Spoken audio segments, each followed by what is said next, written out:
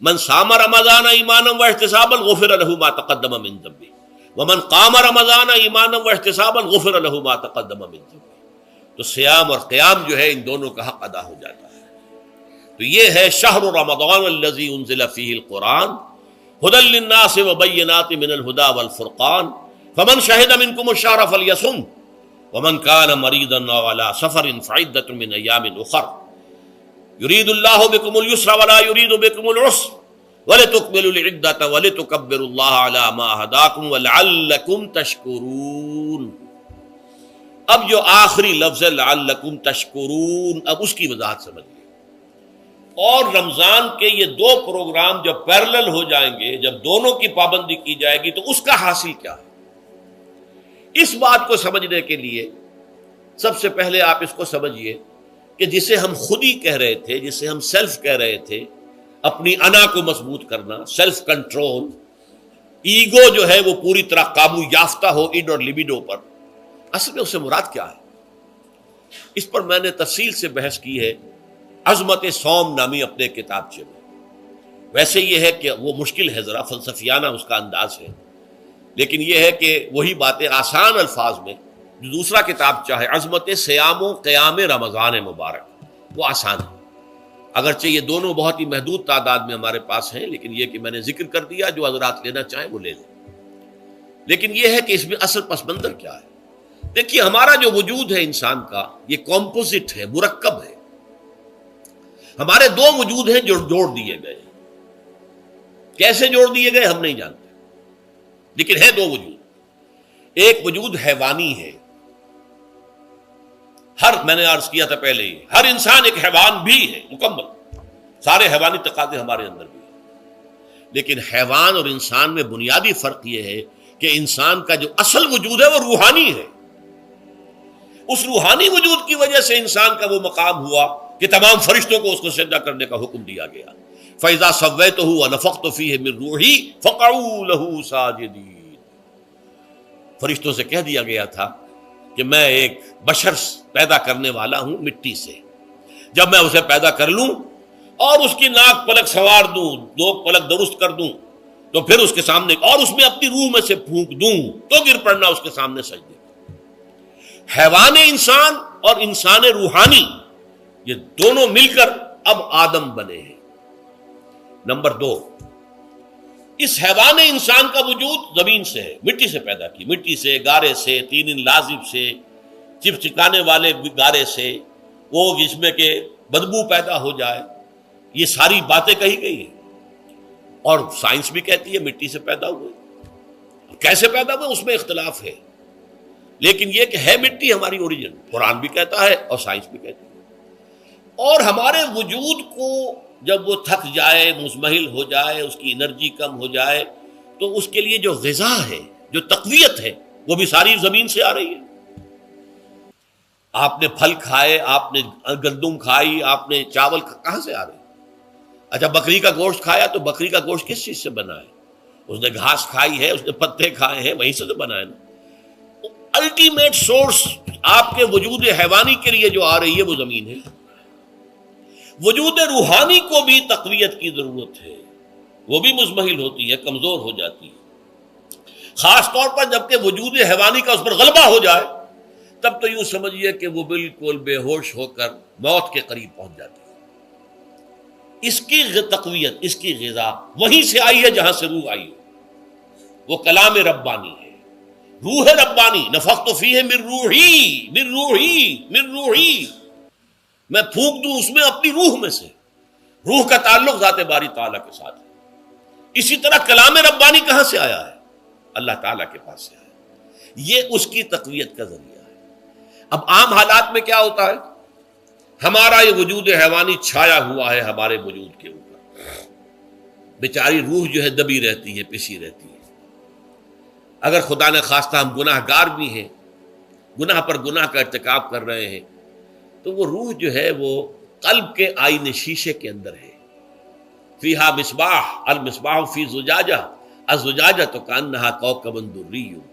قلب جو ہے شیشے کے مانند ہے جس کے اندر روح کا چراغ جل رہا ہے. اب اگر یہ اوپر جو شیشہ ہے اس پر دھواں آ گیا لالٹین کی چمنی پر دھواں آ گیا تو اب روشنی باہر تو نہیں آئے گی. اگر انسان گناہ کرتا ہے تو قلب پر رین زنگ آ جاتا ہے، یا حضور نے فرمایا ایک داغ لگ جاتا ہے، اور گناہ کرتا ہے اور داغ لگتا ہے، اور گناہ کرتا ہے اور داغ، یہاں تک کہ بالآخر پورا قلب سیاہ ہو جاتا ہے. اب وہ روح اندر بند ہو گئی، وہ دفن ہو گئی. اس کے لیے اب ضروری ہے کہ اب ایک پروگرام ایسا دیا جائے جو ریورس ہو جائے. دن میں روزہ رکھواؤ تاکہ وہ جو اینیمل انسٹنکٹس ہے وہ دبے. تو جب یہ وزن جو ہے اس کے اوپر کم ہوگا تو کچھ سائی آف ریلیف اسے ملے گی. جیسے بے ہوش آدمی پڑا ہے، اسے کوئی ہلکا سا ہوش آ رہا ہے، آپ نے پانی کے کچھ چھینٹے دیے، اس کے بعد آپ نے رات کو کھڑے ہو کر قرآن کے انوار کو اتارا. بارش برس رہی ہے روح انسانی کے اوپر، قلب روحانی، قلب انسانی کے اوپر، جس میں کہ وہ روح جو ہے وہ دفن ہے، وہ زندہ ہوگی اثر نو، ہوش میں آئے گی. اور ہوش میں آئے گی تو دو کام ہوں گے. ایک تو اسے قرآن کی عظمت کا احساس ہوگا، یہ قرآن میری حیات تازہ کا ذریعہ بنا ہے. میں دب گئی تھی، میں پس گئی تھی، میں بے ہوش تھی، میں نیم مردہ تھی. اس قرآن کی بارش نے، یہ ترشح جو ہوا ہے مجھ پر، اس نے مجھے حیات تازہ عطا فرمائی. یہ جو قدر کا احساس ہوگا قرآن کا، لعلکم تشکرون، تاکہ تم قرآن کی عظمت سے واقف ہو. ایک انسان بھوک کی وجہ سے اس کا شوگر لیول اتنا گر گیا کہ بے ہوش پڑا ہوا. اب ظاہر بات ہے کہ آپ اسے کچھ پانی کے چھینٹے دیں گے تو کچھ ہوش میں آئے گا، پھر غذا دیں گے تو اب وہ پوری توانائی پر آئے گا، تو معلوم ہوگا اسے اس غذا کی کیا قدر و قیمت ہے. اگر آپ کو بھوک ہی نہیں لگتی تو غذا بے معنی شے ہے. پیاس ہی نہ لگے تو آپ کو کیا معلوم کہ اس پانی کے اندر کتنی بڑی عظمت ہے، یہ میرے لیے کتنا بڑا انعام و احسان ہے اللہ کا. وہ تو پیاس پر جان پر بنی ہوئی ہو، اور پیاس اس وقت آپ کو ایک گھونٹ پانی کوئی دے دے تو آپ کو معلوم ہوگا دنیا و مافیہ سے بڑھ کر ہے یہ ایک گھونٹ پانی جو مجھے ملا ہے. اسی طرح جب روح دبی ہوئی تھی حیوانی وجود کے بوجھ تلے، جبکہ وہ نیم خوابیدہ یا نیم بے ہوش یا بالکل بے ہوش تھی، وہ دن میں تو روزہ رکھ کر اس پر سے حیوانی وجود کا وزن کم کیا گیا، اسے ایک ریلیف ملی. رات کو قرآن مجید کے انوار و برکات اس میں جذب کیے گئے تو اس کو پوری توانائی حاصل ہوئی. اس پوری توانائی کا پہلا نتیجہ تشکر، قرآن کا شکر. الحمدللہ الذی انزل علی عبدہ الکتاب ولم یجعل لہ عوجا. پھر وہ قلب کی گہرائیوں سے نکلے گا. سارا شکر اس اللہ کے لیے جس نے اپنے بندے پر صلی اللہ علیہ وسلم کتاب نازل کی اور اس میں کوئی کجی نہیں رکھی، کسی طرح کی ایچ پیچ نہیں. یا تبارک الذی نزل الفرقان علی عبدہ لیکون للعالمین نصیرا. بڑی بابرکت ہے وہ ذات جس نے اپنے بندے پر فرقان نازل فرمایا تاکہ وہ تمام جہان والوں کے لیے نذیر اور خبردار کرنے والا بن جائے.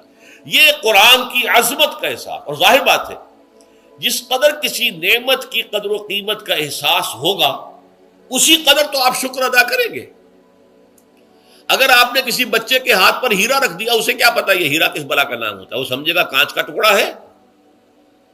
لیکن اگر کوئی واقعتاً کو جوہر شناس ہو، جوہری ہو، اس کو آپ ہیرا دیں گے تو اسے معلوم ہے کہ مجھے کیا چیز دی گئی ہے. اس کے اندر جو شکر پیدا ہوگا وہ اس بچے کے اندر تو نہیں پیدا ہو سکتا جسے معلوم ہی نہیں. تو قرآن مجید کی اصل عظمت سے انسان واقف کب ہوگا؟ جبکہ اس کے ذریعے سے اس کی روح کو ایک حیات تازہ مل جائے اور اس طرح وہ پروگرام ریورس ہو جائے جو عام طور پر چل رہا تھا. ساری توجہ اپنے جسم پر، اس کے تقاضوں پر. جسم میں تھوڑی سی پھنسی نکل آئی ہے، بھاگ رہے دوڑ رہے ہیں اس کے علاج کے لیے. کوئی اور مرض لاحق ہو گیا، بھاگ رہے ہیں دوڑ رہے ہیں اس کے علاج کے لیے، بڑی بڑی فیسیں بھی دے رہے ہیں. ساری جسم کی پرواہ ہے. روزانہ نہا رہے ہیں اور اچھے سے اچھا صابن لا کر نہا رہے ہیں، وہ جسم کی پرواہ ہے نا، اس کی دیکھ بھال ہے. روح کی طرف توجہ ہی نہیں.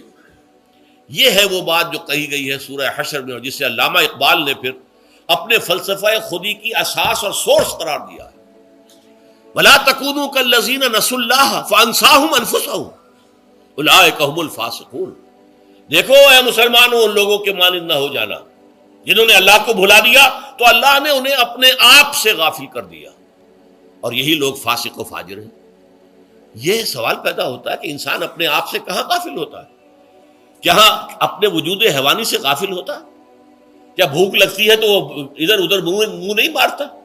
غذا کو حاصل کرنے کے لیے کوشش نہیں کرتا؟ پیاس لگتی ہے تو کیا پانی یا کوئی اور مشروب تلاش نہیں کرتا؟ کوئی بیماری لاحق ہوتی ہے تو کیا اس کے علاج کی طرف توجہ نہیں کرتا؟ اسے آرام کی حاجت ہوتی ہے تو آرام نہیں لیتا؟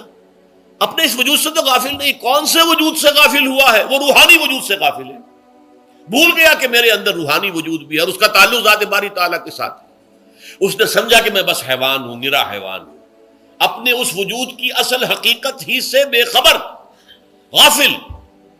چنانچہ آج کے دور کا سب سے بڑا المیہ کیا ہے؟ ڈاروین کے نظریے کے جو اثرات پیدا ہوئے ہماری معاشرت پر، ہماری سوچ پر، ہمارے فکر پر، ہمارے فلسفے پر، ہماری سوشولوجی پر، وہ کیا ہے کہ ہم بھی نرے حیوان ہیں. اللہ اللہ خیر سلام. یہ سب سے بڑی محرومی ہے اس دور کی کہ انسان اپنے اصل شرف سے خود ہی مستعفی ہو گیا. ہمارا کوئی وجود ہے ہی نہیں روحانی وغیرہ. روح کسے کہتے ہیں ہم نہیں جانتے، بس یہ جسم ہے.